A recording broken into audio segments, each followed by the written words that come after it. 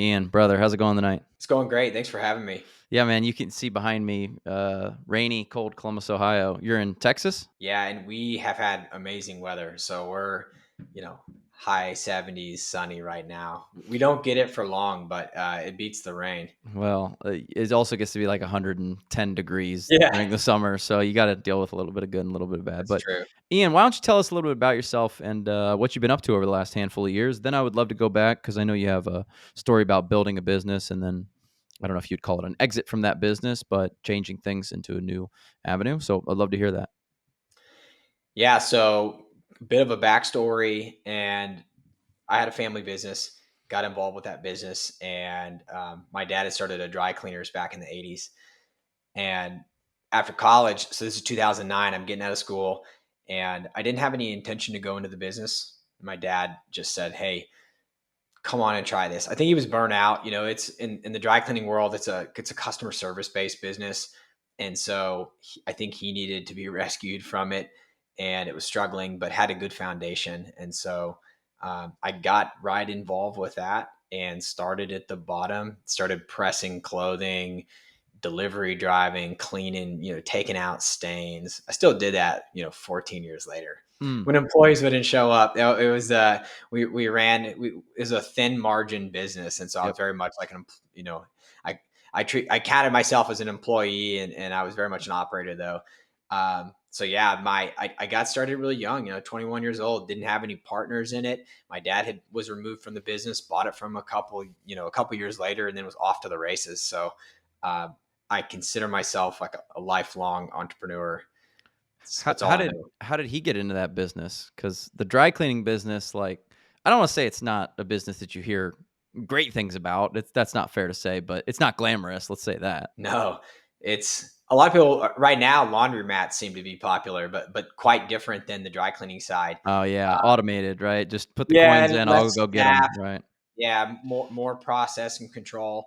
I got into. He got into it. He was My whole family's from California, and this was flashback to 1985 or six.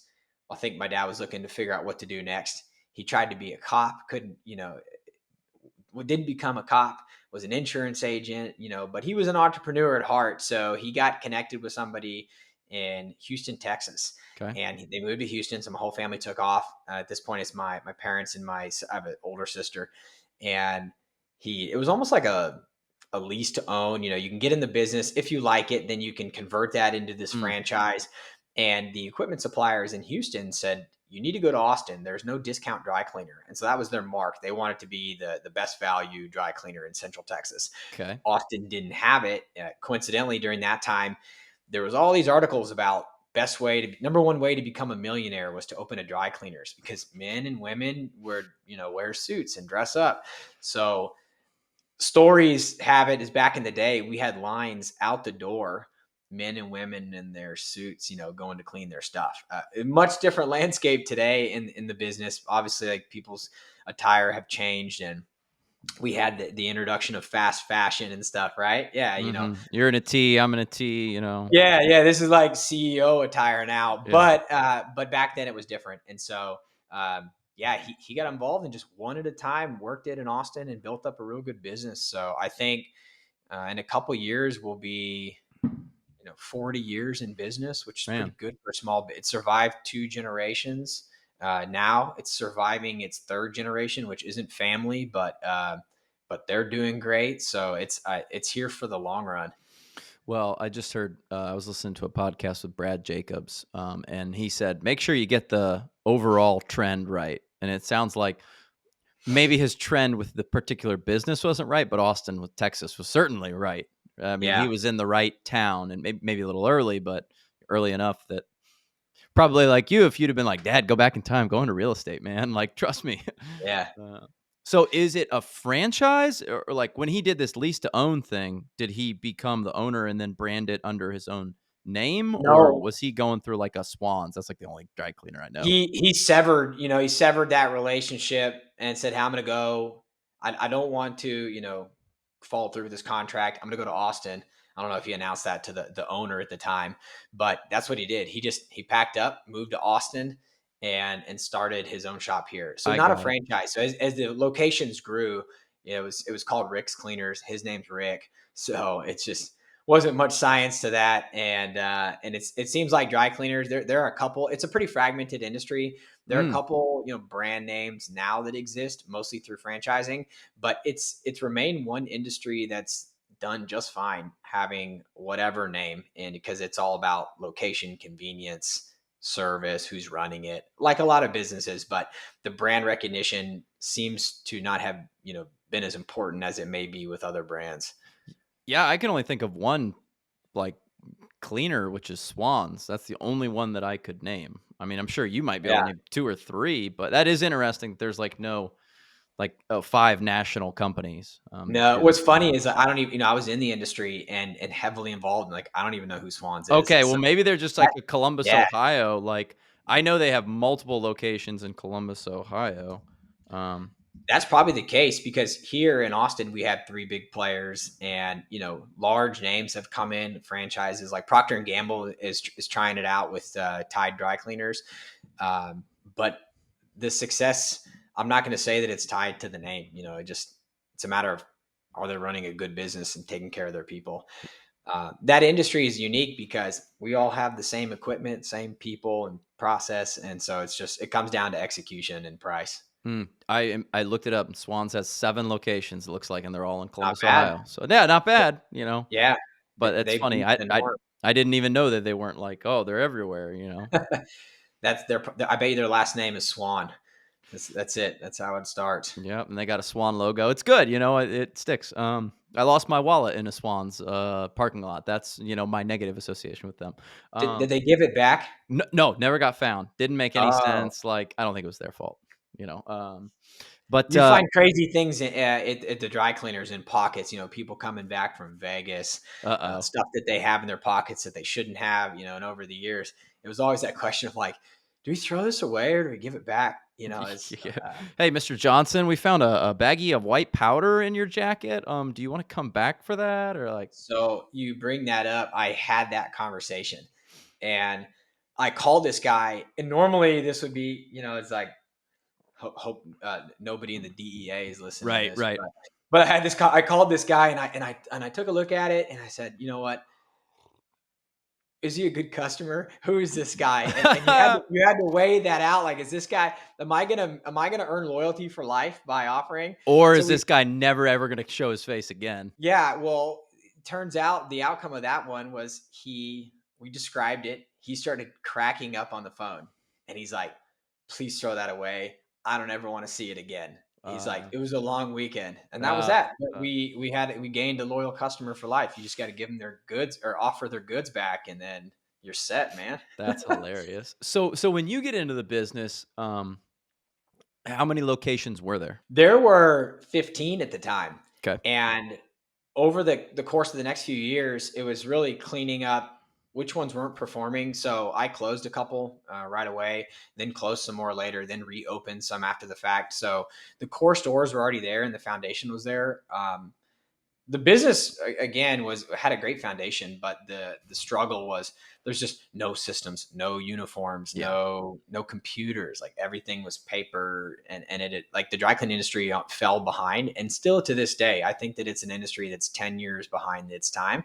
So honestly, it wasn't rocket science. It was just putting in place a lot of crucial things that you would call a necessity in today's world, point of sale systems, etc. But So did dad still own all 15 of those locations? Because dad was hustling, man. 15 locations. That's a big business. I don't care, what the location is. he owned it, but two gals were running it. He hadn't been to the office in 10 years. Uh, this kind of goes into my story later on, but he was a real estate guy. So along the way, started buying real Mm, estate. And I think mm, as a kid, I really didn't see my dad go to work that often. And mm. that wasn't the case for me when I got in. I worked like a dog when I was there, but he did not. And I think so that's probably why it may have been struggling. He'll admit that as well. But yeah, they hustled and they started putting a location on every corner. And again, some of them, the idea for at one point, which I didn't agree with, but we did it for a while, was like, even if a store is not profitable, if we can have a footprint and box out the competition by having, this territory covered, we would do it as part of the greater, name or business reputation. Later, that method proved to be, then you're operating a little bit too close to not being profitable at certain locations. And that's when I started to shut, a couple down and open some more. How did dad get into real estate? Did he like buy a location and go, I'm gonna put the dry cleaner in here? Or was it always take the cash out, go invest in real estate off to the side? Take the cash out and go invest. But he ended up doing, because he had a background of doing that from, I think, he had seen his family do it, Mm. and then he got involved with it. So eventually, on the business side, I think if you can buy your building or buy some locations, that's important. He started to do that. So the cleaning facilities, these are industrial warehouses that don't often have foot traffic.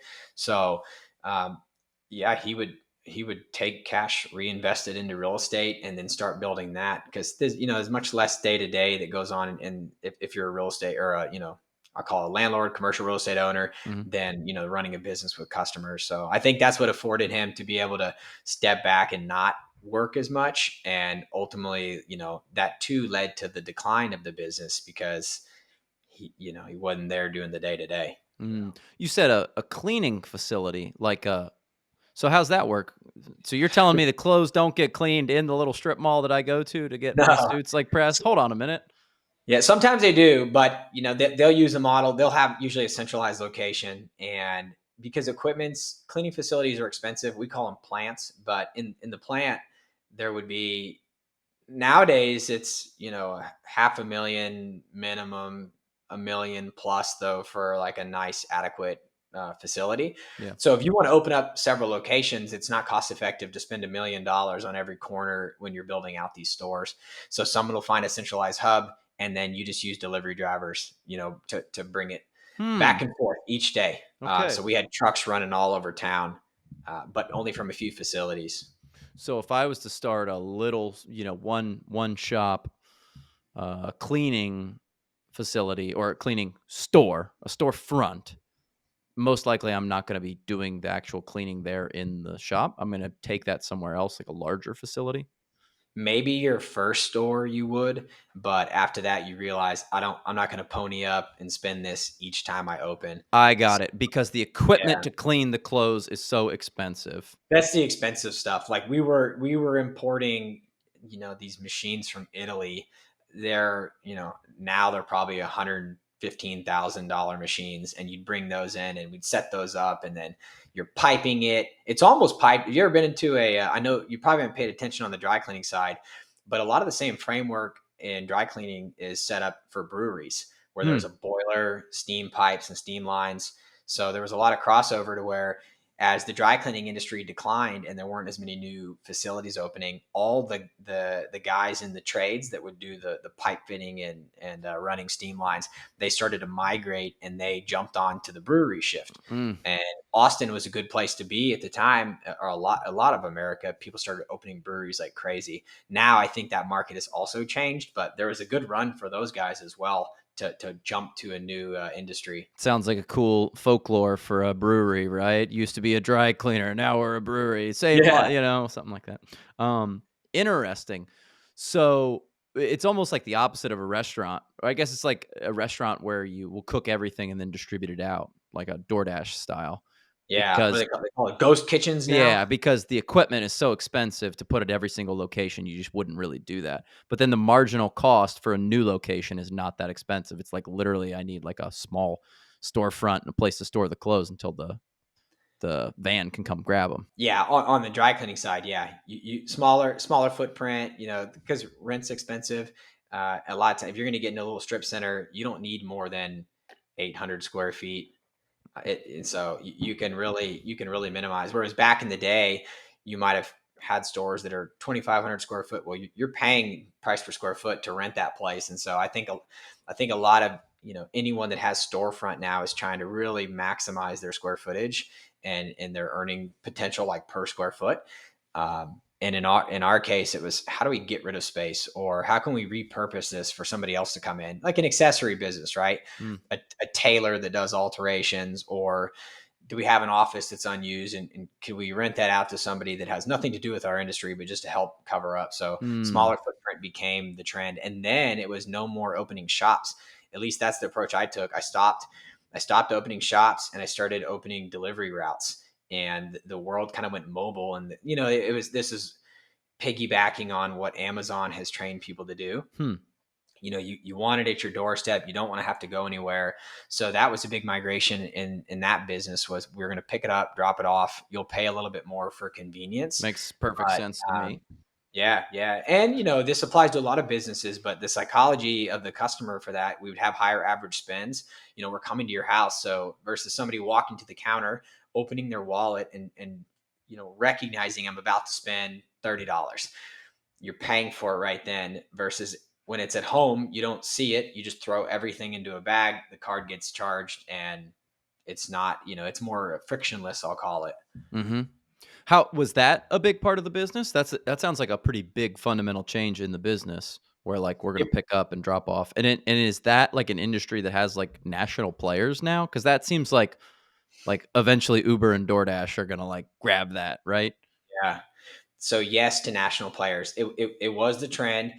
And then groups came in, they started raising, private equity would get involved, and they worked more like a technology app. But what was unique about that, they weren't then going and creating their own cleaning facilities. They were just a white label application, and they would go find local cleaners all around town. So to the customer, it's going to look like a nicely branded site and it looks uniform, but behind the scenes they're using whoever, Mhm. Bob's Cleaners, Susie's Cleaners, whoever's there. Mm. They ever approach you and give you the pitch? Yeah, we did work too. There's ebbs and flows of the business. We did some wholesale work for those groups. Uh, Long term, it's hard to be profitable if you don't own your factory, or you're not in charge of the quality. Mm. So there was an outsourcing component with dry cleaning.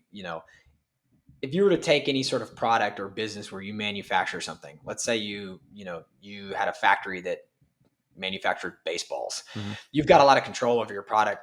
But what we were doing is, you're taking in used items, used clothing, different shapes and sizes. And, who knows if the jacket you're wearing is 12 years old or brand new. Stuff falls apart. It's different sizes. You have to press everything different. So it was a challenge to get the quality streamlined. Biggest challenge in the industry is doing a good job when you're pressing the clothing. And so when those technology companies would come in and say, we're going to brand under this name and then, outsource to everybody, that was their Achilles heel, is that Mm. they can't control the quality. All Mm. they can do is say, we got a complaint from, Alex and his clothes are wrinkled. But they don't have they don't have the ability to stop that before it happens. Everything's reactive because they don't run the operation. Mm. Interesting. So did those companies have they survived? Are they still out there trying to do Yeah, that? some are still there. I don't think the hype is there as much. I think dry cleaners, they kind of, I'm imagining a lot of them started to just say no because the expectation was, now you need to go drive and deliver this to the customer. But by the way, we want to pay you a discounted wholesale rate. And so I think people could see that, all right, the demand and the turnaround is faster. The margins are less. I'm taking less per product. So I'm imagining a lot of them just quit that process. Mm.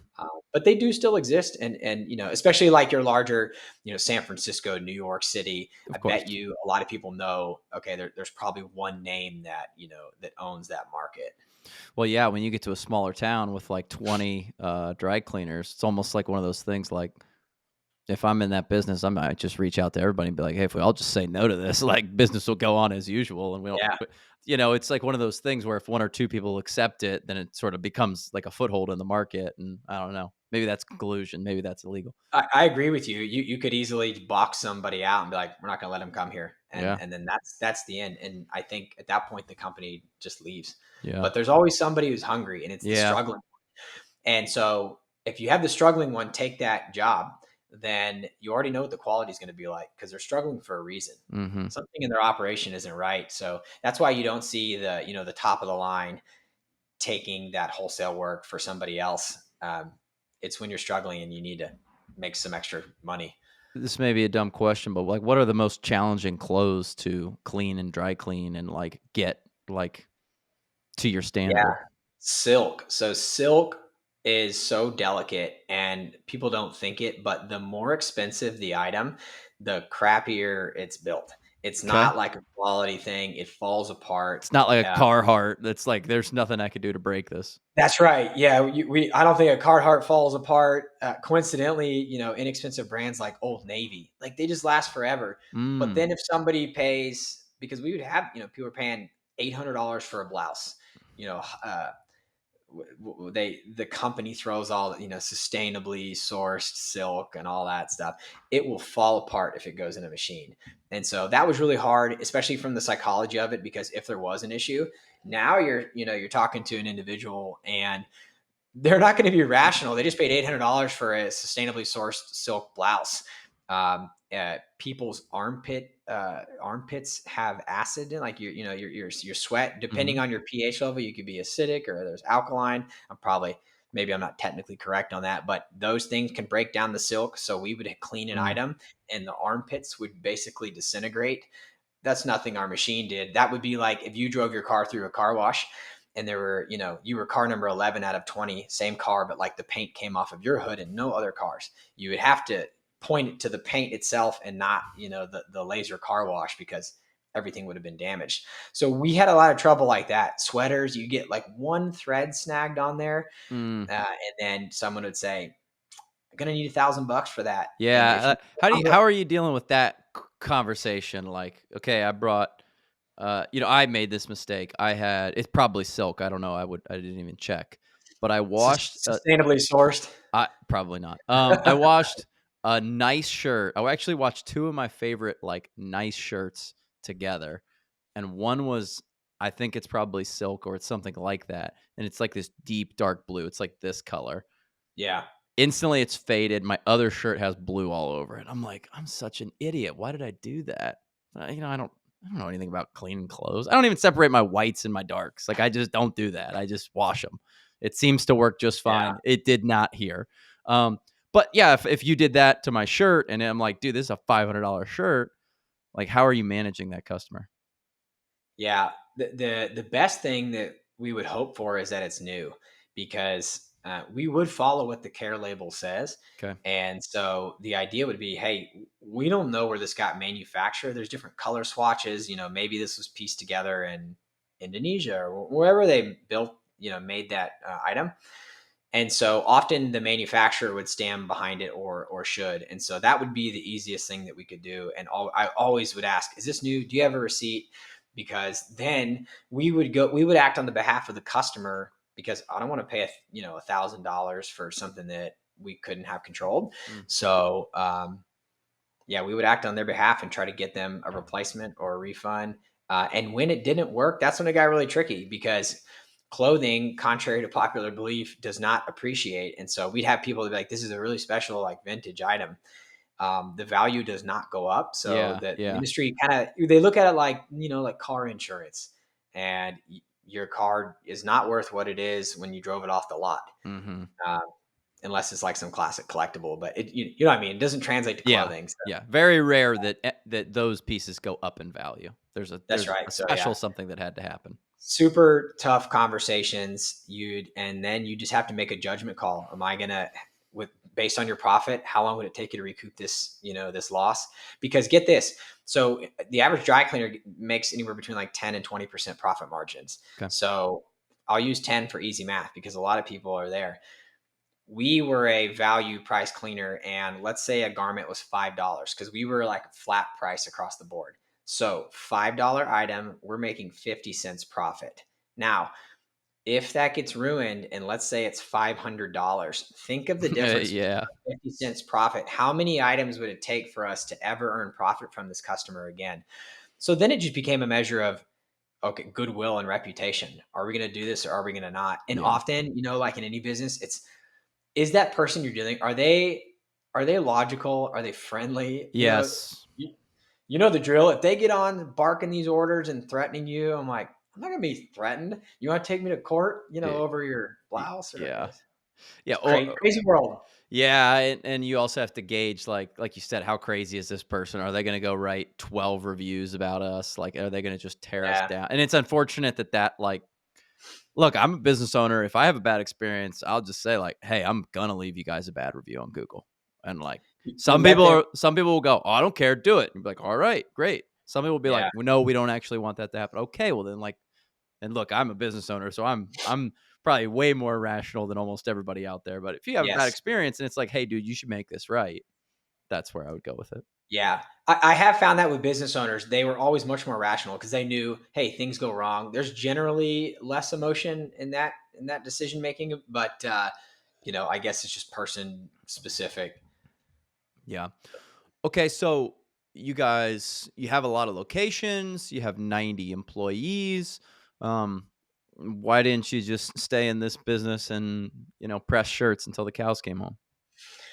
Yeah, that's a great question. So I survived COVID. A lot of cleaners shut down during COVID. So some businesses did great, right? If it was maybe web based or yeah, E-commerce. right. Yep, yep. Yeah, and which is awesome. Great job, by the way, because I root for everybody. The dry cleaning industry was on the other end. People weren't going to work, Right. so I'll Pajamas, never right? forget. No pants, Yeah, pajama pants yeah. if you got them. That time frame was really tough. Um, I worked harder than I ever had before, and we literally had no business. So it was trying to navigate. Okay, at the time I had 14 leases, 95 Mm, employees. It's like mhm, something's got to give. So we went through the whole process of I had to let go of people, mm. which is awful. Like being this as a small business owner, you are, I don't want to say in control of their livelihood. That's a bad choice of words, but you know what I mean? Like You're their personally family. responsible. Yeah, you're personally responsible. That's right. Their family eats because they're coming to work. They're trading their time, and so that was really tough. Fortunately, we survived it, and I think at that point I was already in the business. So I got in 2010. I didn't buy it. I bought it for my dad in 2016. Went seven figures into debt. It was it was a real transaction. Let's IRS talk doesn't let's like. let's talk about that for a Yeah, second. Yeah, so yeah. how Let's did do you it. and dad come to a value, and how did you do the deal? Was there, like, phases to it? Was it seller finance? Were there tranches? How'd that work? Yeah. So number one, we based it off a multiple of EBITDA, and I probably got a friendly deal, but especially from the financing, it was all seller financed, and so for me, Okay. that made it really easy. He at the time, prior to me getting involved, because he wasn't around to run the business, they would, he'd have to float payroll, take from his real estate earnings and just to cover. And so I think for him, he was done with it and happy. So he had a good, a good exit, and we did a 9-year seller finance note. We did the lowest acceptable interest rate by the IRS, which I think was like, I don't know if it was like 1.9 or 2.1 or something Alright. low, right? That's a good loan. Yeah, good loan for you. Yeah, yeah, great loan. And so, yeah, just paid him monthly for 9 years. In your defense on what you called a friendly deal, kinda sounded like he was a business like a lot of businesses out there that are ran by people that are, 60, 70, 80, and have been doing it for a long time. It's like everything's on paper, and it's like, "Dad, like, we need, like, audited accrual financials to do this deal." And it's like, trust me, it's this," That's what I'm guessing. Tell me if I'm wrong, that Yeah, it would have been hard for him to go out and sell to, like, a private equity person. yeah, no, it wasn't in the position to do it. Everything was too sloppy. Again, foundation was there, Yeah. so it just took work. And we also came to a point to where I'm in it for a couple of years, and you have that conversation.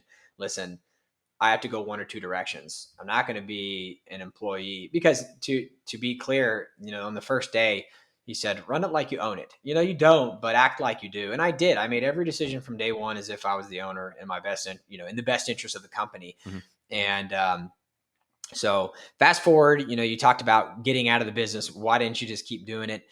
When I survived COVID, it was I was happy to be through it, but I think there was a time in my life to where I'd been doing it now for 13 years or something at that point. It's a long time. And yeah, and it was an emotional choice. the money, I couldn't have gone and replaced my salary or income or my distributions I was taking from the company. That was great. And it would have been great to continue doing that, but that switch went off to where my heart wasn't in it to the same degree. And mentally, because I got in so young, I didn't know about, you know, traction or EOS model, or how to run your business without you. It Mhm. was, for better or worse, I had placed myself in every portion of the operation. I was a control freak, and I think that helped the business survive, by the way. So I still, like, people always say, like, work on your business. You need to work in it. You need to know the ins and outs of it better than anybody. And then you need to hire a talent to, continue it. I think people get burnt out. I was in there. I had my firstborn was right in the middle of COVID. And then here comes another child, a couple years later. And so I couldn't turn the switch off to where I was at a glass ceiling. We could have gone to the next level and really upped my game, or it was time for me to pull out of the business. And so got an email one day, and just, you never know when, for whatever reason, I answered that email. I thought it was like spam, or it's like, I'm interested in buying, yada yada LLC. This is my criteria, and it didn't match I had multiple LLCs, and it didn't match the criteria of that particular company. Mhm. But then I thought about it. I'm like, you know what? If I pull together everything this guy's looking for, I do fit his criteria. Mm. And we just started talking, and that was the start of it. And that was a lesson in itself. Like, how do you package your business? How do I price it? Never sold a business before. Mhm. But it was successful at that point. We had profits, were now like operating income was up, in the 7-figure range. And so at this point, I'm like, all right, again, to your question, like, I could have hung around, and I could have had a long career in it, but mentally I was done. And the next guy is doing amazing. Mm. Great. Could have asked for a better transition. He's my age. The team loves him. We did not lose a single key employee. Mm. Uh, and now he just we talked the other day. It's been 2 years that he's had it, and he's just doing an amazing job. So what was that process like? It sounds like someone cold emailed. Was that the same person who you eventually sold it to? Yeah, Wow, that's kind of crazy, right? Because a lot of yeah. times you get into it and you start to realize, okay, I want to do this. It's like, well, Ian's not the guy that I'm going to sell to, but Ian introduced me to the topic of selling, and now I'm going to go, put a package together for 10 private equity companies to go bid on. It was interesting. He came from a background of M&A. He was a mergers and acquisitions guy, and he knew how to structure this stuff. I did not. And when we got involved, there was an offer pretty quickly. I think he was ready to move, and he was diligent with his process. That's when I pumped the brakes, and I thought, am I selling myself short? How do I value this business? At that point, I got a broker, but I did have that conversation with the broker. I'm saying, listen, I've spent a lot of time with this guy, and he is a serious buyer. And if I sell to this buyer, there is no commission. Yeah. But you're welcome to market it. This is my floor. This is what we're looking for. And so that process was really good. I engaged with a broker, paid that broker up front for a lot of work that went into packaging this business up for sale.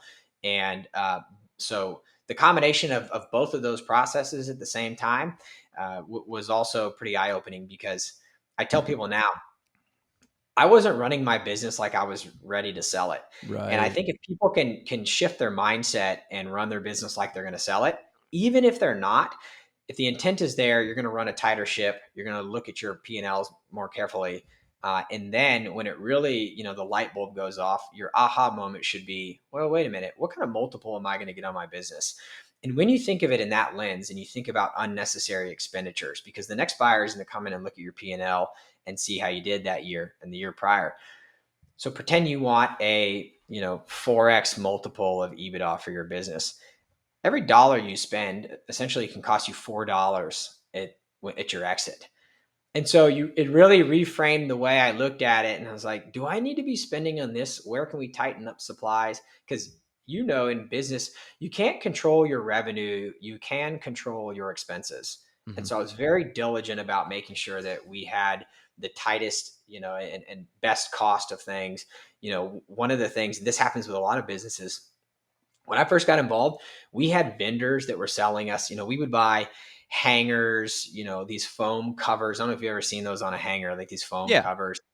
um, rubber bands, safety pins, you name it. The cleaning solution itself, nobody was checking the price. We were using the same guy because back in the day, this guy, who, by the way, I viewed as like a grandfather, he'd been in the business so long. This guy, when he was selling products to us, he was around when they first opened Motel 6, when Motel 6 was $6, Oh, right? geez.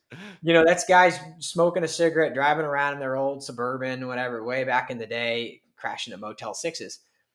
Now Motel 6s have a different vibe, but back then, they were I fine. I didn't even know that Motel 6 ever was $6. Like, That's its start. Yeah, $6. I don't even know what year that was, but this is how old that relationship was. And I love the man to death. But our prices weren't being watched. And next thing you know, I start comparing to the supplier next door, same product. And I'm like, we could shave off 10-15% of our supply cost, mhm. which labor and supply costs were our biggest expenses. We did so much volume because we were a discount or value based dry cleaners that, if I could save a penny on a product, that penny in savings could equate to 10, 15, $20,000 over the course of the year. Yep. Yep. So if I'm valuing that on a 4-time multiple, that's $80,000 on $20,000 of savings. Mhm. And when you think about it that way, it's like, man, I need to be running this much tighter. The only thing I would say there is knowing, what your vision is for this potential sale, right? Because if I know I'm not going to sell the company in the next 5 years, I think it's reasonable to invest in your future, whether that be more equipment, better staff, automation, better software. Like, so that's the only thing that I would caution people out there is like, don't Yeah. max out your profit every single year. It's like, well, you have to invest in the future. If at some point, if you're only willing to pay employees $44,000 a year, it's like, unfortunately, you're never going to be able to hire me in because, like, Yeah. we need to be 120, but I'm going to help get you to the next level. So that's the only thing that I would say is that I totally understand what you're saying. You're saying, like, as you get closer and closer, you got to really be thoughtful about those things. And you're spot on with your assessment of that. You do need to reinvest into your business. I've seen profitable businesses that are so run down, and one minor thing could harm them. You need to put back into your equipment. You need to build your business exactly to your point. And because I'm a real estate guy now, and I still consider myself that back in the day. We talked about earlier, what did I see when I first started? And it was, well, my dad had real estate and he wasn't as involved with the business. And so I took that to heart along the way. I was buying real estate, with, whatever I earned, I would live beneath my means and go buy rental property. And I was doing that every year. I started in 2014, and I just held on to them. And that was just something in the background. I wasn't making much cash flow from it, but I didn't need to, because when I fast forward 15 years, it made a big impact. 10 years or whatever from the time those properties were purchased. But to your point, you can make money in one of two ways. In the immediate term, making money from your business, reinvesting back into your bread and butter is a really wise choice, and you should do that. I just caution people today, like, build wealth outside your business somehow. You need to think about what happens when the party stops, Mm-hmm. because it does. Especially if you're the epicenter of your business and you get cancer, or you get into an accident and you're disabled and you needed your legs for your job, whatever it was. Those are the sorts of things that are real life that people sometimes don't talk about. And I'm like, hey, do something outside of your main thing to so it's there for you when something goes wrong with your business. Yeah, there's a lot of different ways to skin the cat, right? Like, to become wealthy. And there's been many an entrepreneur who've thought like that, but then there's also been someone crazy like Sam Walton, like, we're just gonna do this thing, like, Yeah. we're gonna invest in everything. I heard a story about Sam Walton that, like, he didn't initially think that computers were, like, important for the company, and people were like, no, like, we think that we need to computerize this organization, because he was doing like $500 million in business or something crazy like that at the time, or a billion. And he just saw that as an expense. But eventually they sat him down and, like, showed him, okay, these are the operational efficiencies. And he invested some enormous amount of money like hundreds of millions of dollars in computerizing his whole business. And it was like, okay, like we're going to do it. We're going to upgrade. And because of that, their supply chain was so much more efficient than everyone else that they just like couldn't compete, and they just leveled up. So Could yeah, you I mean, imagine a consumer, like being a consumer today and going back, and if that was presented with you, like if you walked into the store and it was the same as it was prior to their investment? can you imagine that? Like, I don't even know how it would be possible. I don't know at what year this is, but let's say they got 50 Walmarts, and Walmart has about 100,000 SKUs in their doors. So let's say at that time and place, it had far fewer. It had 10,000 SKUs. But can you imagine trying to run 10,000 SKUs over 50 locations through pen and paper? Like, how is that even possible? Like, I don't Yeah, know. It's amazing. and tracking cash that this, amongst my friends that have businesses, especially if it's service based, back in the day, everything was cash. And so imagine all those SKUs and the employees, and then having to figure out how to stop theft. And what, that was a big component that the computer industry, not only did it make logistically, it made everything run much more smoother.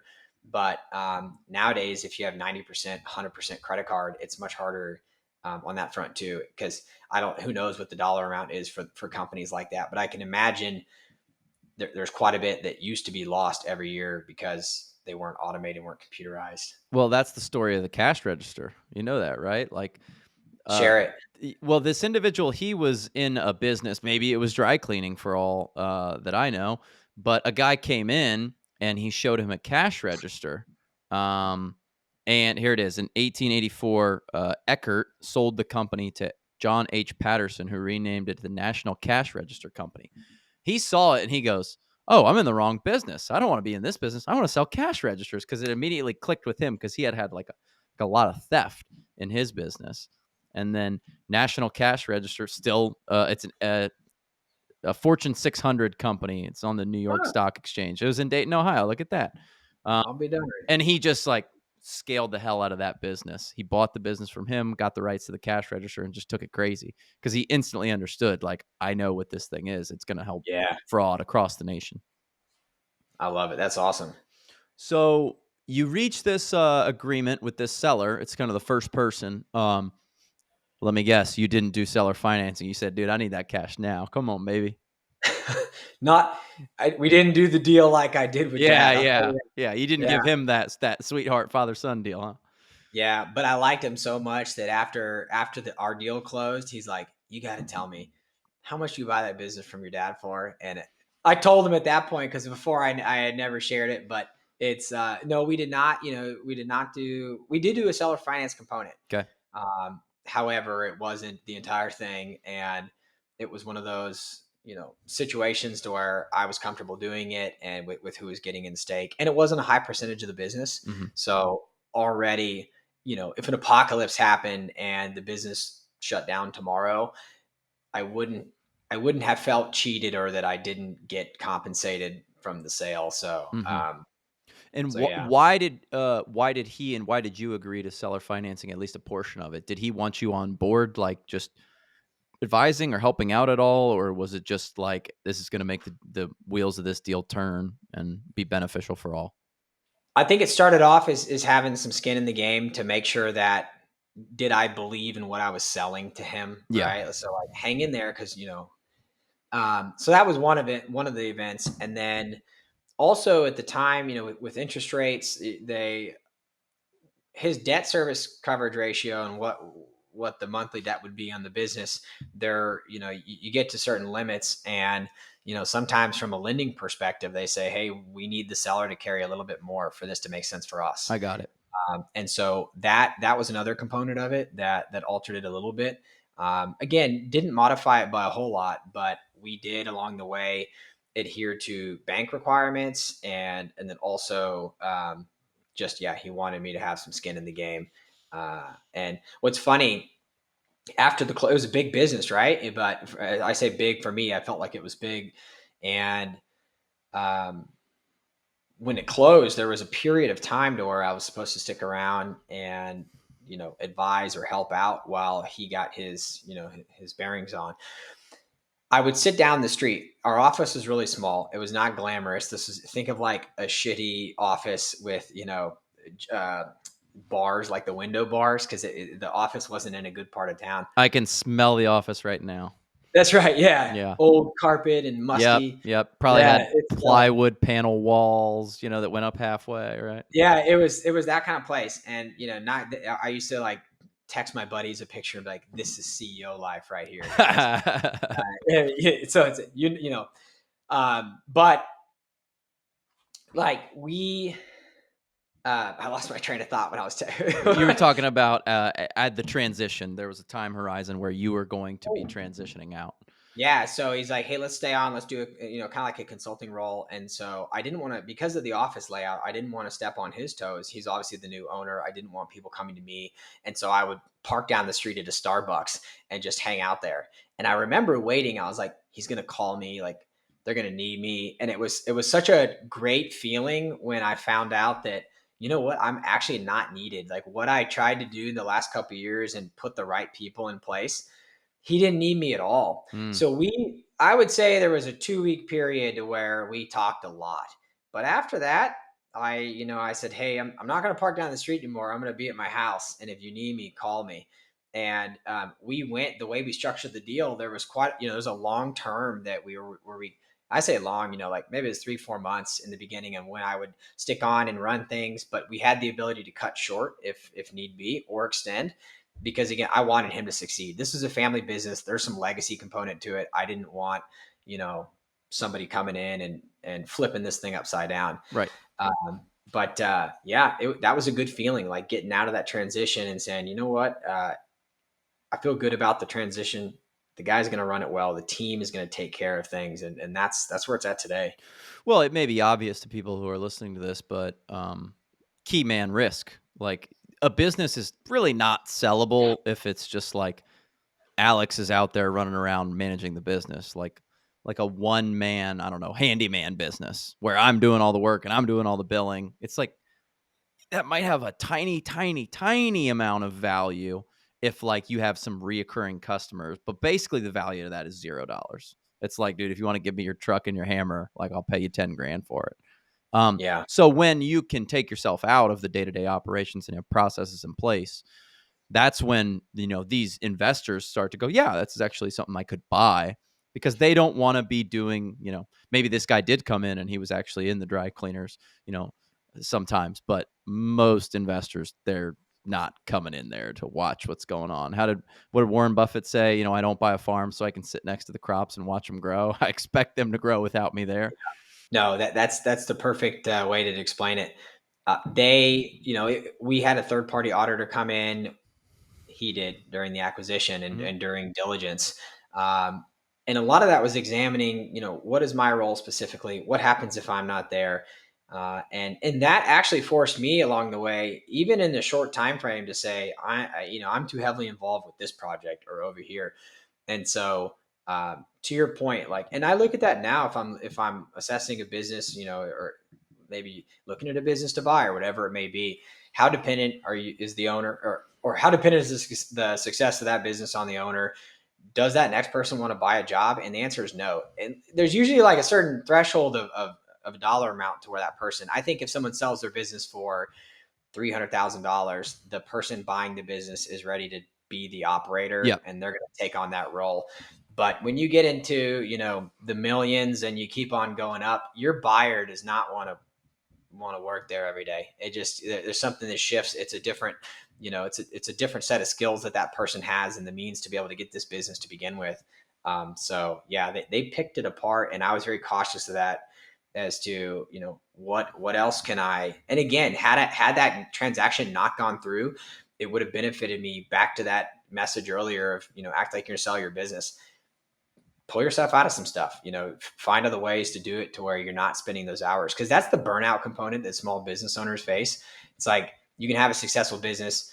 You can make, you talked about, your company and its growth earlier. And it's like, hey, it sounds like you got a very successful business, but keep it that way. And you don't want to burn yourself out. You want to let the good things, blossom, and let team be there to support you, because the money's not worth it if whatever it is, if, somebody's miserable. And you probably amongst your circles, like you get to a comfort level and then money's not the motivating factor. It's like lifestyle, health, Mm-hmm. Mm-hmm. travel, whatever you do.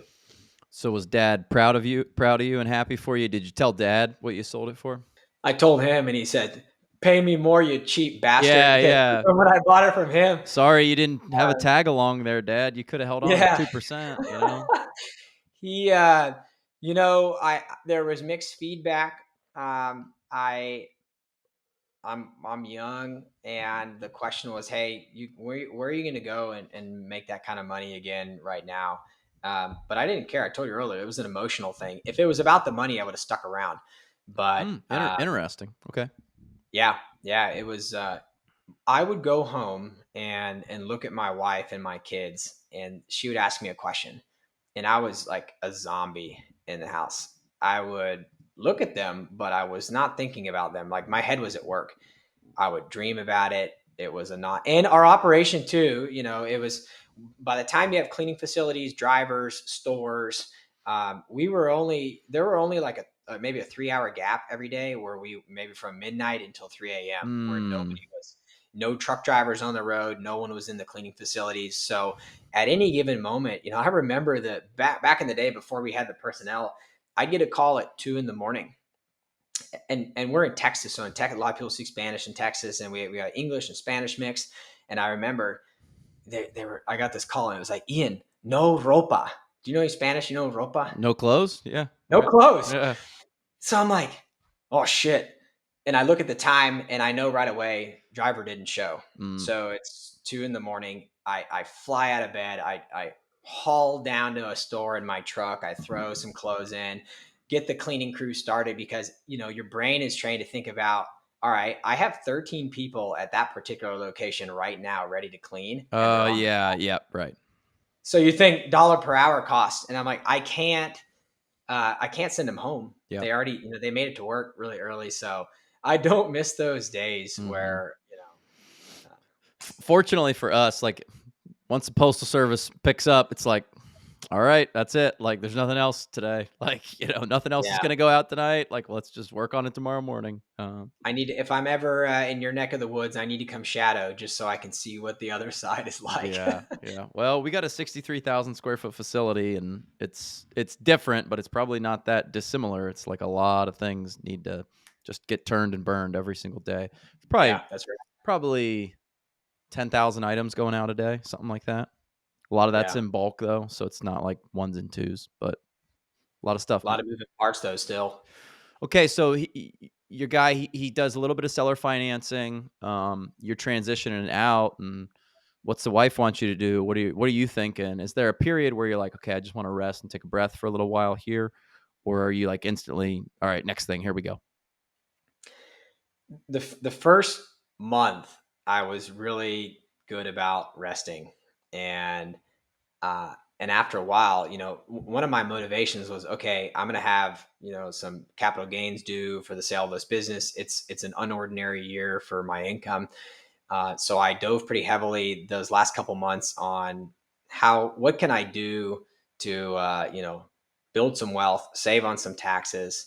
We can get to that in a little bit. That's the real estate component of my life now. Yep. But I I struggled with kind of an identity crisis. I think as for my adult life, my daughter knew me as like dad's a dry cleaner, and like I was proud of that business, and a lot of heart and sweat and hours went into that thing, It's a and good, so good, that was honest business. Good, honest business. Good, yeah, honest thing. it was hard work, and we had a good team, and so that was really difficult starting off, figuring out what am I going to do. I felt like myself, my worth as what I could bring. I was like, okay, what am I here for? What am I doing? Long story short, I tried to dive back in pretty quick, and I talked to my wife. I'm like, I need to go buy a business because I'm getting antsy. Like I was used to being at work every day, and it was her. She was like, "You need to pump the brakes. You need to remember why you got out. You told me you would come home and you weren't even thinking about us when you were looking at us." And I'm like, "Yeah." And so she, to this day, and a lot of things, because like I've got that mind that I want to keep going. I want to build. It's not about the money. It's the game of entrepreneurship. I'm in love with it, and it's that challenge of, can I take this on? Can I improve it and get that success from it? And again, I'm not tying success to dollars. It's the act of doing and succeeding. And can this be replicated? So yeah, my wife constantly tells me like, pump the brakes, don't dive in. And I'm in a critical part of my life, or this season where I have 3 young children. Mm-hmm. As of today with this recording, they're 5, 2.5, and 6 months old. Okay. And so I look at that and I'm like, a lot of people would die to have this opportunity to spend more time with their children. And so I try to do that. And I do work now. I founded something else, but I don't have employees. I've got, I run with virtual assistants, and Smart. it's Smart. much smoother, to where nobody's calling in sick. And then if it's Tuesday and I don't feel like working today, I don't work. So, but that transition, and forever, in the future, and it's not to say I won't dive back into something. The lesson that I learned that I would do differently is I would partner up. This was back in the day. I wanted everything for myself. And I Mm. think that I was selfish, probably greed, way back in the day. But now it's the opposite. It's like, I realize that time is the only thing that we're all equal for. And I think the value of partnership and having somebody that has got the mind to push you, hold you accountable is key. I didn't have that when I was at the cleaners. Dad and I, even we never worked a day together, by the way. He wasn't in the office when I first started. Mm. I would call him and I'd be like, how do you help me with this? And he'd just tell me a joke and not want to talk about it. Mm. On we went. So yeah. But that's hilarious that you say you would do it, but do it again with partners. Because I kind of almost think the opposite. Like I'd build again, but I'd build alone. Because it's like Yeah. I You ever like had, I like all my business partners. No, they've been good, but um, it it's just I think a lot of people are like, oh, it's like a marriage, and I'm like, it's not really like a marriage because there's this odd dynamic in between of like where do we want this future to go, whereas like in a marriage it's like we all pretty much agree like we're gonna have kids and live together and be happy, but like with a business it's like, do we want to sell, do we want to continue to work? Well, it's just like 4D kind of like, do we want yeah. to build and sell to private equity? Well, what's the multiple we want? Well, I want to keep working here. It's like, okay, well, I don't like, well, when do we hire managed CFO? It's like, geez, I don't want to. So I don't know. I just think for freedom's sake, you got the freedom right now. You're alone. You got the real estate investments. Like it depends on what it is, but I would say if I was you and I was going to go do an operating company, like I'm going to be in the office 9 to 5, like start solo. If you want to partner after a while, then great, pull one in. But you don't necessarily have to. Yeah, that makes sense. And to be honest, I haven't, when I talk about this and what I'm imagining, I haven't had the partner. And so a lot of the things that I'm thinking of are the ways that it could be great. But to your point, and what you just stated is right, spot on. It could be, it's much different than the marriage where you're like, this is us, right? Well, right. And in a marriage too, you've already dated, 20 or Yeah. 30 girls, right? And you go like, well, they weren't right for me, but now I found the one, right? Yeah. But in business partnership, it's hard to date, right? Like there's no like, let's start a small lawn care business together and run it for 6 months and see how it goes, right? It's just like, no, we're investing $100,000 each, like we're rocking. It's like, boom, you're now married. And it's like, well, we didn't really date. Like we didn't do a road trip together and see, what kind of snacks she wants to listen, get and what music she wants to listen to. And does she have to stop every 45 minutes to pee? It's like, I can't stand this girl. Um, Yeah, that makes complete sense. It's that's the hardest thing to do, in my real estate stuff now. A lot of it, we're not running the day to day. So I'm finding deals that are out there that are, private off market deals, and we go together and we invest into these deals. And finding the partner that's running the deal is the hardest challenge. And I've already in my time in going through this, I've already had instances where you thought somebody was the person you wanted them to be, and they weren't. yeah. And I'm thankful that was before I made a business of what I do now. That happened just to me, and it was a personal investment. And it was it was an expensive educational moment on what to do and what not to do when you're partnering with people. So to your point, there's good and bad that comes with all this. Yeah, so tell me a little bit more about the real estate business because I know this is not as straightforward as like, yeah, I buy rental properties and I buy single family houses and put families in them, or I buy condos and put people in them. Maybe explain it to me. Yeah, so that was my background, and I still actively do. I don't Those not are buying single family anymore, but yeah, that was the start, and then got single family homes, then started got a duplex, then bought some commercial property, mm, and along the way, I just realized I don't have the time to do this. To where I honestly didn't know a different way. I just thought if I just do this once a year and start stacking these things up, then someday it'll amount to something. And when I sold and I needed a tax, because we had real estate professional status, my wife and we had the ability to offset some depreciation losses from real estate against ordinary income.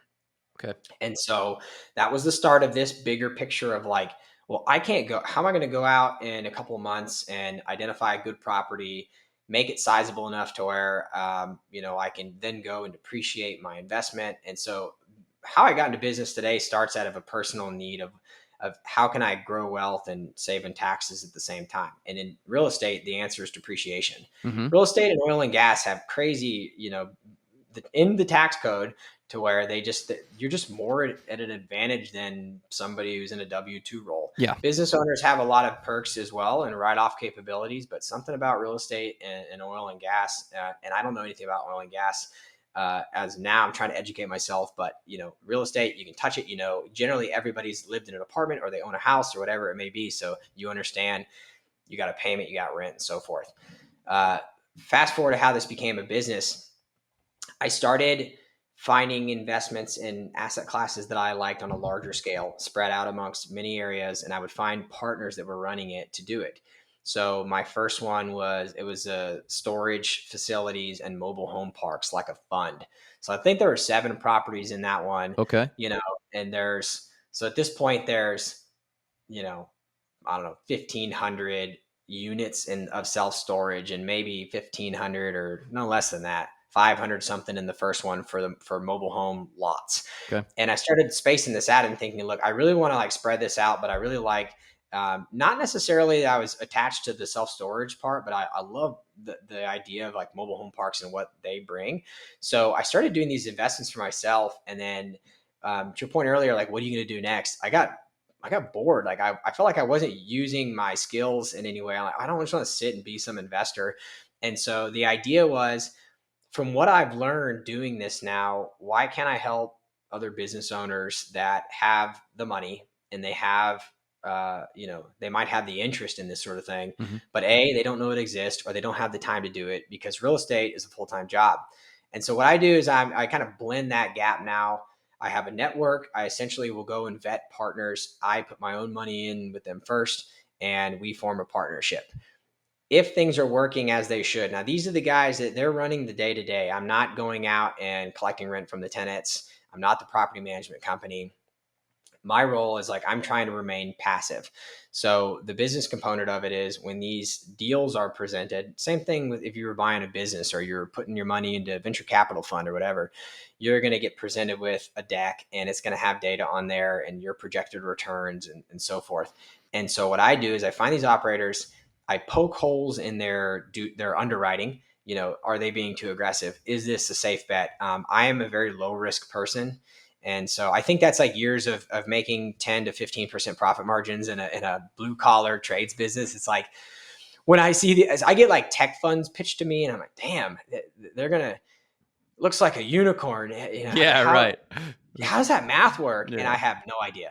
Yeah. And I couldn't like bring that to market and tell people that I knew like, hey, we're going to go invest in this fund, and 25 of these companies will fail, but one of them is going to be pretty good. Like, just Mm-hmm. trust me, because I didn't know what the hell, like, I didn't know how to explain it. So real estate was that thing. And I was doing private lending and mobile home parks. And that's the lane that I play in today. We've got some like lending stuff and then mobile home park opportunities. And then everyone that gets in, that they're that business owner or investor that has the money, but they don't have the want to be a full-time real estate investor. And so I help kind of bridge the gap. So, talk me through it. Like, so how are you going out and sourcing deals? You talked about mobile home parks. I'm interested in hearing more about that because everyone I talk to that does anything with mobile home parks says that like it can be like pretty lucrative. Yeah. Um, so talk to me about like where does this even start? Like, you're scrolling around on a map, you looking at properties for sale, like, where does that even begin? In general, there's a couple different ways, but today's world, you have a lot of relationships with brokers, or if you're in your community and you start, a lot of people just old school call up, send letters, whatever they can do. My day to day is not focused on that, but that's how they're acquired. Like somebody, when I mentioned earlier, real estate's a full time job. If you're a serious buyer in a market, and you want to be someone that they will bring deals to, you have to spend a lot of time marketing yourself, or networking with these brokers to bring you the deals. So, in general, the way on the passive real estate investing works, I'll, whether it's through my network or people I've personally met, again, I'll say, hey, this is my role here. I don't want to be the day-to-day guy, and tell me how you work. And you just want to see as you go along that this person, number one, you're partnering. We talked about partners earlier. These are people that you're trusting your hard-earned money with, and for me, they have to pass a ton of tests before my money goes in first, because I'm an investor in every deal. So it's just like a different approach, because if you were to take what I do now, and like, again, we pull together money, we co-invest into deals, and the objective is we're going to get a better deal. I'm looking for low risk opportunities. So I tell people all the time, they're like, 8%, that's kind of a low return for me. Like, stock market's doing really well. And I'm like, hey man, go to the stock market. Like, I'm not going to change your mind. I'm looking for something that's going to be like this, and not have hiccups.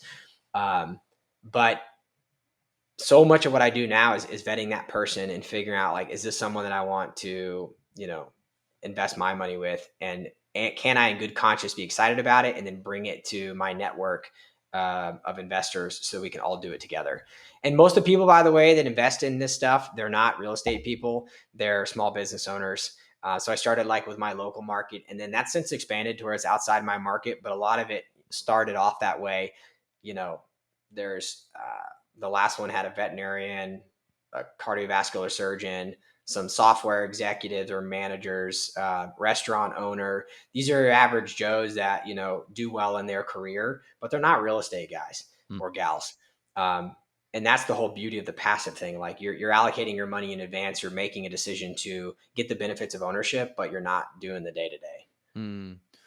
So maybe a broker will tell you, hey, I see a deal, or hey, this building went for sale, this condo complex went for sale, this apartment complex went for sale, this mobile home park is up for sale. I mean, how many mobile home parks are there? Are you going way outside of your area now?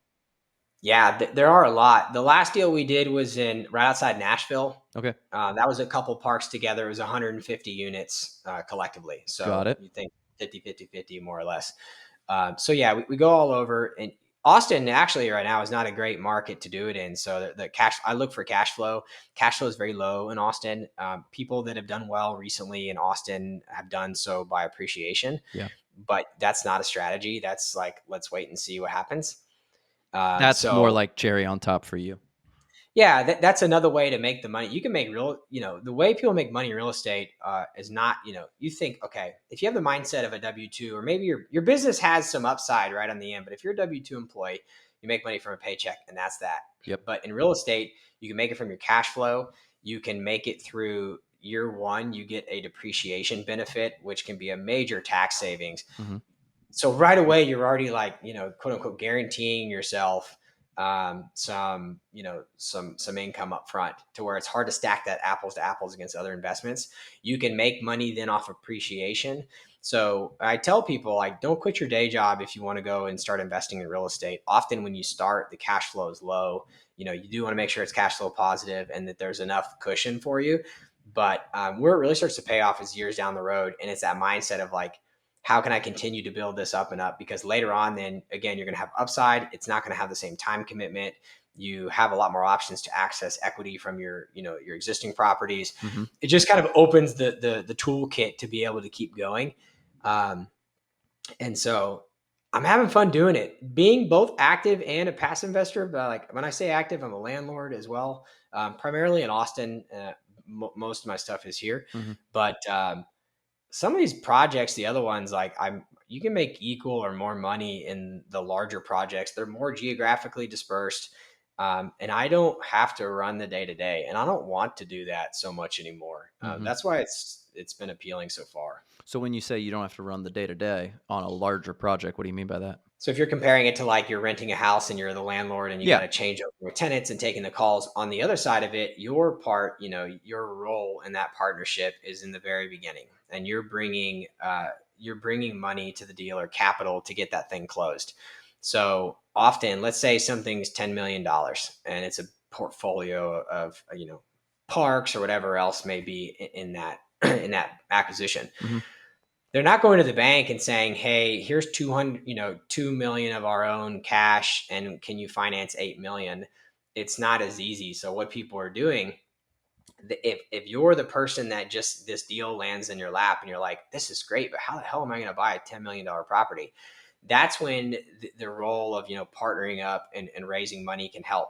got it. General rule of thumb right now, like we like to see about 50% of the money raised. So $10 million purchase price, we want to pull together $5 million to go in, and then again, you're not as leveraged from the bank.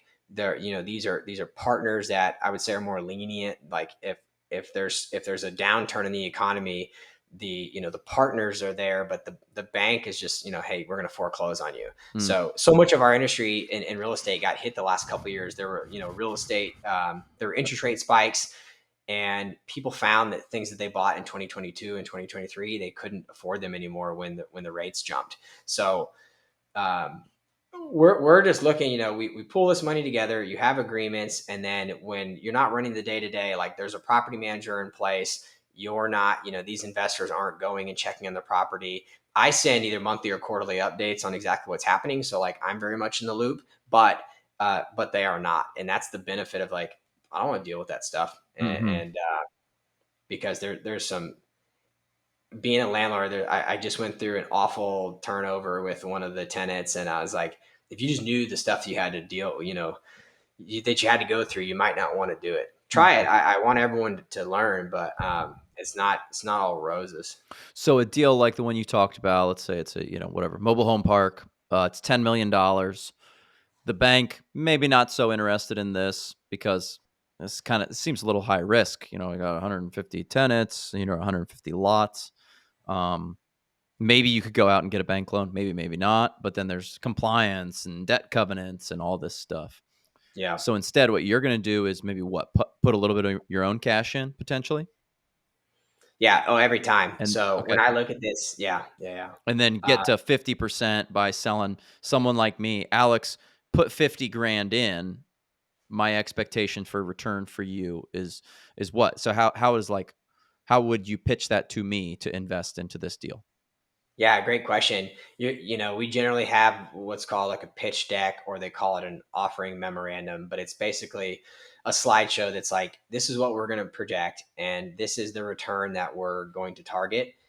So a lot of people right now are using what's called a preferred return, and so we'll put a number on that. Let's say it's 8%. So somebody puts in $100,000 into something, their preferred return, or what is technically owed, is going to be 8% each year, Okay. and they get paid that through cash flow.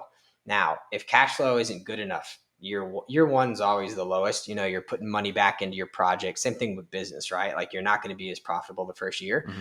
So let's say that everyone gets paid out 5% year one, but our agreement is 8. Well, you accrue that interest, the extra 3% Uh-huh. that isn't due to you yet. So you have that, and then there's usually a strategy component. Like they'll present it and say, "All right, Alex, you're going to put $100,000 in, and we're projecting that your $100,000 by the time we sell it, you're going to 2.1x your money. So you're going to get 210,000 when we sell." So there's generally, now those are all projections, right? So I Hmm. always tell people, like, I look at a lot of these and a lot of them blur together. If they're high risk or they have really big returns, I just don't look at them. Like Mm. I'm looking for the stuff that I'm like, yeah, that makes sense. That pencils, because again, this is like business 101 P&L. Um, so that's generally how they work. And then you just got to figure out, like, are they going to sell it? People always usually use 5 years as a rule of thumb in passive investing. They'll say, hey, plan on your money being illiquid or not accessible for 5 years, Mhm. where you're either going to sell it or refinance it. And refinancing is such a cool strategy that a lot of people don't do it with, if they're owning their own properties. it's the idea that like we're gonna pay you 8% along the way, and then we're gonna go back to the bank and say, look, we've improved this property, we've raised rents, and now because of commercial real estate valuations, it has a higher valuation. You can then refinance your property, and you take a loan out with the bank, you pay back all the investors, so their risk in the deal is out of it. Yep. However, they're still an owner for whatever equity piece they had, call it 1%. And so what's cool about that, it's a non-taxable event because you're getting paid back through a loan and you still own the property. So you'll get whatever cash flow is after that event. It usually drops, but then you still get the upside when the thing sells. So it's Mm. cool if you like, just say if you did that once a year for the next 5 years, the next thing you know, you're getting mailbox money from 5 different projects coming in. That's generally like the cycle. Like it's like a good hamster wheel to be on. You stick to that thing, and it's fun. Mm. So then you're an investor in the deal and you're pulling the deal together. Ostensibly, you're making some fee of some sort. That's what I hear from these syndication people. You got to charge your management fees or whatever it is. Yeah, there's fees that essentially like you're pulling together capital or money to help get the deal done. And then those fees, now they're structured a couple different ways, but a lot of times like we'll just form a group and we go in as one big what they call a limited partner or an LP. So the idea, using that example of $10 million, somebody needs to raise $5 million. Well, raising money is hard, and they have a timeline to get this deal done. Right. And so if instead of Alex opening his Rolodex, they don't use Rolodex terms anymore, but say you going through your iPhone and looking and saying, who's going to give me this money? What a lot of these operators are doing now is they're finding people that syndicate and say, listen, if you bring $1 million, these are going to be y'all's terms. We're going to give you 8% preferred return. We're going to give you 80% profit splits. The people running the deal will keep 20 or whatever it may be. So the economics get better for the groups that invest in bigger checks, and you can pass those returns along to the passive investor. And the reason that those sponsors do that is because it's hard to raise money. And instead of going out, you mentioned 50,000 bucks earlier, and getting 100 people or whatever, 20 people to give you $50,000, that takes too much time. And so now they're falling back on like, who can help me get this done? And in turn, it benefits the passive investor. Like, you call a syndicator, you can think of it like a middleman, but you as the investor are not getting penalized for that person because it would not be, it would be ill advised and wouldn't make any sense if we knew, okay, you can go around directly to the person running that deal and just get a sweeter deal. But the reality of it is you can't, because instead of you giving 100 grand, let's say, to the operator who's running it, we could maybe giving 1 million. And so it's a strength in numbers kind of thing to where everybody benefits and we can pass along the better returns to the investors. Mm. So you kind of want that money to be ready to go, sort of, so that you're not like, oh, we have a deal and now you're calling all these people. The money's just like already in the chamber, sort of. Sometimes it's in the pipeline, but a lot of times it's this is why you have the network and the relationships, because often you'll have like a mailing list and people get on the mailing list and they'll get some educational content and then they'll get some stuff from you. But when a deal happens, you usually announce it. You'll say, hey, we have an investment opportunity. We're going to have a webinar on this date. These are the terms. And then, people can choose to put in if they wish. If they're on that list, generally they have some sort of interest. But it's kind of like if you were to go buy a house and you need to put your down payment down and you got 30 days, and commercial real estate is longer, right? That can stretch to 60 or 90, but you don't want to shoot from the hip. You kind of got to be prepared and say, Yeah. guys, we know something's coming next month. Who has interest in something like this? And then you kind of dial down and shrink that funnel to say, all right, like our last one filled up for me and what our allocation was in 10 days. And so they moved pretty quickly to Mm. where people are like, all right, I recognize that's fair for me. And let's go forward. You ever have deals where you're like, yeah, this will be easy. I'll get the investors. And then you're just like, shoot, I can't maybe like get this done, or maybe I'm going to invest all the money. Yeah, yes. So because I'm the very first investor in all of these, and when I say that, like I'll never tell my group of investors like here's something if I'm not doing it first. So I think that there's a benefit to that. I have skin in the game. If people are putting in, you know, if someone's putting in 50,000 bucks or 100,000 bucks, I'm going to have 100 grand or more of my own money in it too. Yeah. So I think it aligns the incentive versus like if you take the financial advisor world and it's like, hey, here's this like big menu of stuff, like pick it and I'll earn 1% off your money no matter what Yeah, happens. yeah. This is different. Like I've got six figures of my own money. Like it better be damn good Mhm. or something that I at least really believe in. And so I think the interests are really aligned to where it's like, all right, we all have the same, goal in mind is number one, preservation of capital. You mentioned Warren Buffett earlier, his famous rule, number one rule, don't lose money. Number two rule is don't forget rule number Yeah, one. see rule So number 1, right? yeah, so it comes down to risk, and like I said, that's the lane that I play, and I'm a low risk guy, and so I'd much rather hit singles all day long than hit home runs. It's just yeah, Yeah, I like that. Yeah, I always tell my friends about financial advisors. Their incentive is to keep you as a client, not to like give you 12% returns. Like if they just can keep getting churning out sixes and sevens and eights, it's like, yeah, like I think Ian's doing a pretty good job. It's like, what was your return last year? Well, I don't know, 8%. You're like, okay, yeah, that's pretty good, right? But like yeah, if they were actually attempting to get you like let's call it a 20% return, like they could get you a 20% return maybe 2 or 3 or even 4 years in a row, but then you're going to have a year where it's like, dude, I did negative 16%. I need to get rid of this guy. So it's like, nope, just keep it simple. yeah, Don't overthink it. Keep the client. You're going to make 1%. 1% is going to be pretty good. yeah. I agree with you, and it's whenever we get somebody. I had a buddy that put a financial advisor on the phone before because I also do private lending, and that's just like a fixed like 8, 9, or 10%. Mm. People put in money, they get 8%. For real estate or for like, Yeah, it's real estate. We do lending on the property, so it's liquid. You can pull your money out. People use it like a parking garage, and it's a big portfolio of homes, like 450 houses in there, give or take.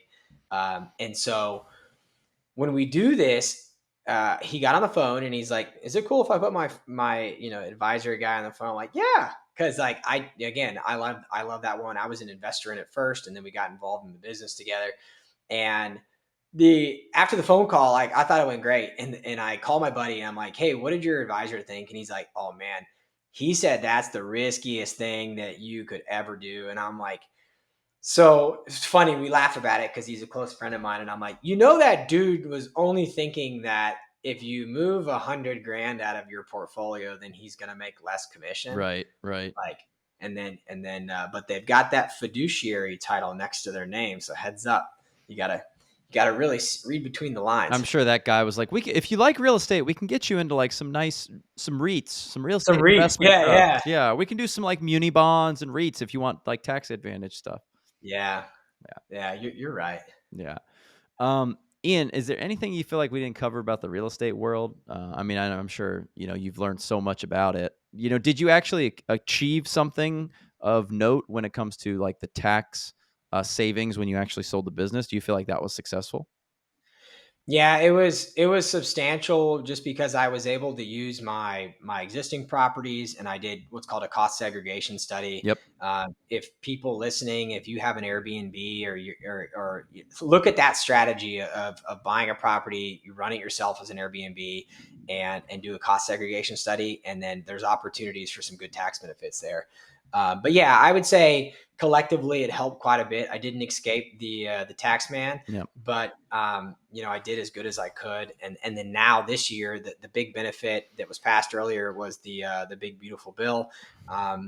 For real estate specifically, it brought back 100% bonus depreciation. Yeah. So when people are making investments, there's a lot more opportunity to get a tax write off. And where people get confused though is there's a lot of advertisements out there that are like invest and offset against your ordinary income. And the truth is, in real estate, you cannot do that unless you're a real estate professional, which has its own set of criteria. So for listeners, don't get swayed by this like Instagram ad that tells you that if you're an Amazon guy, and you're like, I make 250 enough. All I gotta do is invest 250 in this deal, and then I'm not gonna have any income this year. It doesn't work that way. Yeah. If you're a real estate professional, it can work that way, which is kind of crazy. The tax code again, I feel like somebody who wrote it had a bunch of real estate investments, and it's like, let's make this live for generations. So how do you get Um, to this real estate professional status? I'm kind of reading about it right now. Yeah, traditionally there's an hour requirement, so like real estate agents, for example, they have to, log hours and it has to be their main profession. You Hmm. can't have another job that takes up more of your time than that does. You have to materially participate. You have to, again, you're logging your data. There's a certain set of parameters that I would just say somebody look up and see if you qualify for it. Mm-hmm. It's very popular for like husband wife combinations where um, maybe one is a high, like you put a doctor in there that earns 800K a year. And their spouse, they can get, if they get them real estate professional status, a lot of these doctors and high, paying professions will use that as a way to invest, build some wealth, but then get the big tax benefit. So, because like, who wants to make 800 grand and then pay 200,000 or whatever back to the government? Mm-hmm. Like, it's not what you earn; it's what you keep. Mm-hmm. And so, I think people are looking at this now from a strategy standpoint of, hey, the writing's on the wall that if I have an opportunity to make some money and shield my taxes or hopefully reduce some of my tax burden, like why would you not?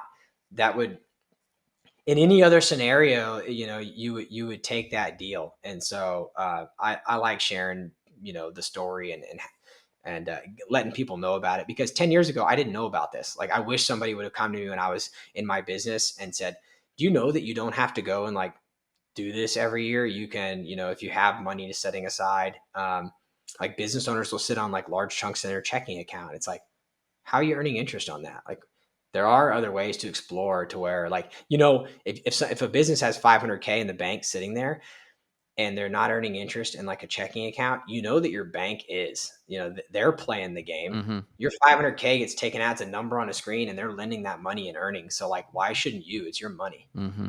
Mm-hmm. I like sharing the story and telling people about it. Yeah. I mean, if nothing else, you got to ask your banker, like, hey, do you have a money market? Like, we totally Yeah. whiffed that one for like 8 years. And then a banker was like, well, what are they giving you on the money market? And I was like, I don't know. They're like, do you have a money market? I was like, I'll be honest, I don't know what that is. They're like, you Yeah. just need to open this. You just need to tell them you need a money market. And it's basically like, just a high interest savings account, if you will, but it's totally liquid.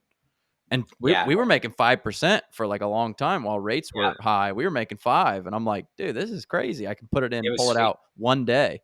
Was that 2023? Yeah, like 2023, and then Yeah. 4, it started trickling down, and now it's Yeah. I It's don't gonna, know. it's It's it's petering down right probably now. But below no, 4, but it was a sweet deal. And for that, if you're listening, you got money sitting in your checking account, look outside the box. But yeah, that's ultimately what I do. Help people get involved with passive real estate investing, help educate them along the way, because it's kind of the wild, wild west out there, and I've learned a lot over the years. So I like helping people. what's, like, a minimum check size typically for people? Funds normally start at like a 50,000 minimum. Mhm. It depends on the investment. So I would say 50,000. A lot of people start at like, maybe they'll get up to 100,000, but 50,000 is a good entry point. I dig it, man. Yeah. Well, where can people catch up with you, Ian, and find out more about your investments or just hear the whole dry cleaning story, in Yeah. long form? I love it, man. That sounds like a book with a catchy title. You want to know more about taking out stains? I'm your guy. Yeah. You can. So for the listeners, I'll send it to you if you could put in the show notes. It'll be basically I created a guide. It's like a passive investive cheat sheet, Mhm. and it'll tell you the questions to ask when you're curious about how this all works. It'll also show you what it looks like when you get on these lists of these capital raisers or syndications, what to expect, what questions to ask, how do you vet this person, and so forth. So super helpful. I'll leave the link for that. You can find me at my website, runsteadyinvestments.com, or on social media. LinkedIn's probably the number one. I've got an Instagram now. It's not, Just it's pictures of your kids, huh? Man, it's a process. I used to not. I don't think I ever had a post before getting into business, and so I'm learning the ropes the tough way. But yeah, I'll leave all the links, and I love just helping people, whether it's with me or not. I just this is something that benefits us all, so I like helping out. Very cool, Ian. I appreciate you, man. Yeah, thanks for having me on today. A lot of fun.